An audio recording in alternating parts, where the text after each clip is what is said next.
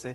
मेरा सवाल है कि कुछ दिन पहले अशोक गहलोत जी भी यहाँ आए थे, प्रेस कॉन्फ्रेंस की थी, तो उन्होंने एक बात कही थी कि हालांकि टिकट डिस्ट्रीब्यूशन को उन्होंने कहा कि सब कुछ ऑल इज वेल है, लेकिन आप क्या मानते हैं जिस तरह से उन्होंने कहा कि कांग्रेस में जो उम्मीदवार बनता है मुख्यमंत्री का, वो मुख्यमंत्री कभी नहीं बन पाता है, और मैं मुख्यमंत्री की कुर्सी छोड़ना चाहता हूं लेकिन ये कुर्सी मुझे नहीं छोड़ रही, शायद छोड़ेगी भी नहीं।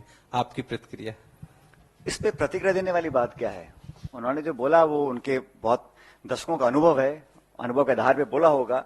और मैं तो समझता हूं कि हम सबका अभी सामूहिक ध्येय यही है कि हम एकजुटता से चुनाव लड़ें, कांग्रेस पार्टी चुनाव जीते, और जीतने के बाद जो हमारे विधायक जीत कर आएंगे उनकी राय के साथ एआईसीसी की जो लीडरशिप है वो चर्चा करेंगे, और जो भी निर्णय लिया जाएगा वो सबको स्वीकार होगा। और ये बात मैं राजस्थान की नहीं बोल रहा हूं, ये तमाम प्रदेशों में ऐतिहासिक रूप से कांग्रेस पार्टी की यही परिपाटी रही है कांग्रेस की, और ये कन्वेंशन रहा है कि चुनाव बहुमत प्राप्त करने के पश्चात सभी विधायक बैठते हैं, विधायक दल का नेता चुनने का जो काम है वो एक प्रक्रिया के तहत होता है, और आला कमान और नेता जो हमारे विधानसभा के जीत के आते हैं वो तय करते हैं कि कौन नेतृत्व करेगा। तो उन्होंने जो बोला बिल्कुल ठीक बोला। सर, सचिन जी, आप नई बात बता रहे हैं, मतलब कि ऐसा लग रहा था कि मैं इधर हूँ, ऐसा लग रहा था कि कांग्रेस पार्टी ये मान के चल रही है कि अगर सत्ता में आएगी तो अशोक गहलोत ही सीएम बनेंगे, तो ये क्या चेंज ऑफ टैक्टिक है या भविष्य के? और मैं कंप्लीट कर लेती हूँ सवाल। हाँ, और दूसरा कि आप अशोक गहलोत साहब के लिए बैटिंग कर रहे हैं यहाँ पे, तो क्या आज राजस्थान सरकार और गहलोत को पायलट की जरूरत आन पड़ी है? क्योंकि उन्होंने ऑलरेडी प्रेस कॉन्फ्रेंस कर चुके हैं। वो बात किसी एक व्यक्ति की नहीं है, बात मेरी या किसी नेता की नहीं है, बात संस्था की है, बात लोकतंत्र की है, बात इंस्टीट्यूशंस की है। और जिस प्रकार का एक नॉर्मल बन गया है कि इस प्रकार की कार्रवाई होगी, दो चार लोग चिल्लाएंगे चीखेंगे और फिर उसको भूल जाएंगे, ये मैं समझता हूं लॉन्ग टर्म के लिए, डेमोक्रेसी के लिए, हमारे जो इंस्टीट्यूशंस हैं उसके लिए सही नहीं है। मैं ये एक दल, एक नेता, एक घटनाक्रम के बारे में नहीं बोल रहा हूं, मैं जनरली बताना चाहता हूं कि ये परिपाटी अभी पड़ी है पिछले 5-7 सालों में, ऐसे पहले नहीं था। ऐसा नहीं था कि संस्था पहले नहीं थी, ऐसा नहीं था कि पूर्ण बहुमत की सरकार पहले नहीं थी, लेकिन ये कार्रवाई जिस प्रकार हो रही है ये पहली बार हो रही है, और इसका संज्ञान हम सब लोगों को लेना पड़ेगा।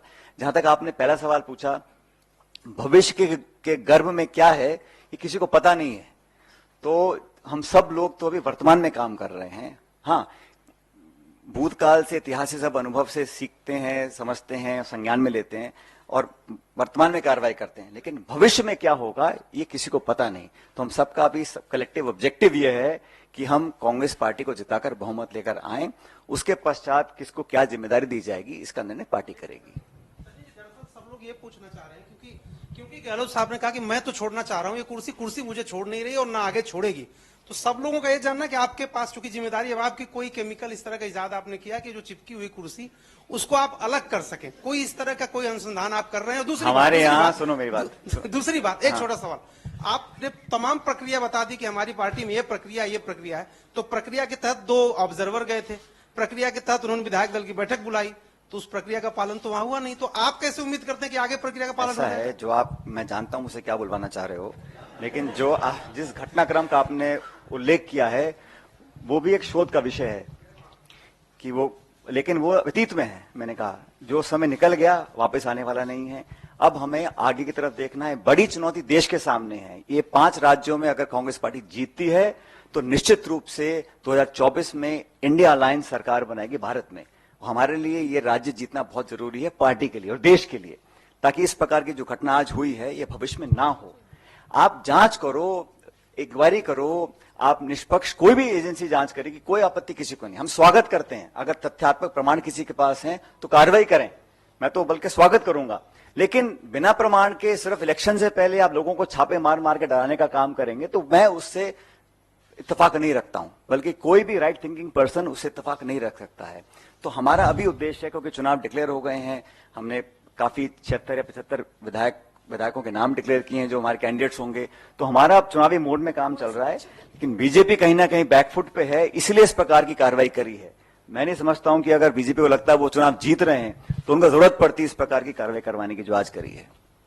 सचिन जी, अशोक गहलोत साहब ने जब प्रेस कॉन्फ्रेंस की थी तो उन्होंने कहा था फॉरगेट एंड फॉरगिव कर दिया है, मैंने माफ कर दिया है और भूल गया हूं।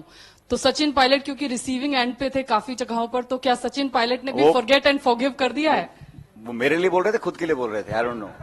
बिकॉज मुझे तो खड़गे साहब ने बड़ा संदर्भ में आपके ही सवाल पूछा। मुझे हमारे आदरणीय अध्यक्ष जी खड़गे साहब ने बड़ा स्पष्ट कहा था, जब मैं उनसे मिला था 5-6 महीने पहले, उन्होंने कहा था कि हम सबको मिलकर ये चुनाव लड़ना है। ये चुनाव कोई एक व्यक्ति चुनाव जिता दे किसी भी राज्य में, किसी भी देश में, संभव नहीं है। संगठन चुनाव लड़ता है, एक कलेक्टिव लीडरशिप होती है, उसमें एक अच्छा मिश्रण होता है अनुभव का, युवाओं का, प्रतिभा का, और जो लोग एक्सपीरियंस हैं या जो लोग नए आते हैं राजनीति में, उन सबको साथ लेकर की जिम्मेदारी चलने की हम सब लोगों की है। उन्होंने मुझे कहा था कि Sachin, we have to move forward, तो let's forget the past, forget whatever has happened and move forward. तो हमने तो उस लाइन पे आगे चलने का काम किया है, और मैं समझता हूं यही समय की पुकार भी है कि हमें आगे चलना चाहिए।